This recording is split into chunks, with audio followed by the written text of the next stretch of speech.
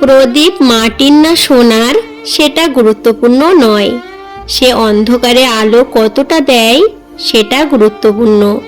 ঠিক তেমনি বন্ধু ধনী না গরিব সেটা গুরুত্বপূর্ণ নয়, সে অসময়ে পাশে কতটা থাকে সেটা গুরুত্বপূর্ণ। স্বার্থ থাকলে ময়লা কাপড় থেকেও সুগন্ধি আসে, আর স্বার্থ ফোরালে সুগন্ধিযুক্ত কাপড় থেকেও দুর্গন্ধ আসে। মানুষকে খুশি রাখতে পারার মতো কঠিন কাজ পৃথিবীতে আর দ্বিতীয়টি নেই। সামান্য স্বার্থে আঘাত লাগলেই পূর্বের সব উপকারের কথা ভুলে যায়। ঘড়ি মানুষকে সময় দেখায়, আর সময় মানুষকে আসল রূপ দেখায়, এটাই বাস্তবতা। ক্যালেন্ডার পরিবর্তন হয়, পেরেকটা ঠিক জায়গাতেই থেকে যায়।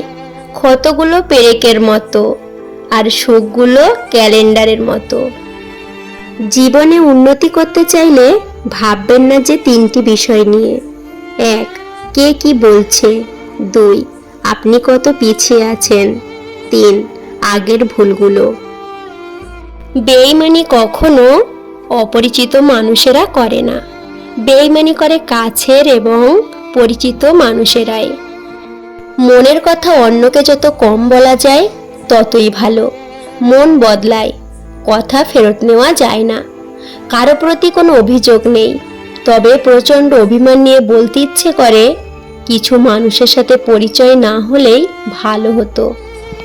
মানুষ তার নিজের মনে আঘাত না পেলে বদলায় না, যত বেশি আঘাত পায় সে তত বেশি বদলায়। কারণ ব্যথা কখনো মানুষকে ভাঙে না, বরং গড়ে তোলে নতুনভাবে।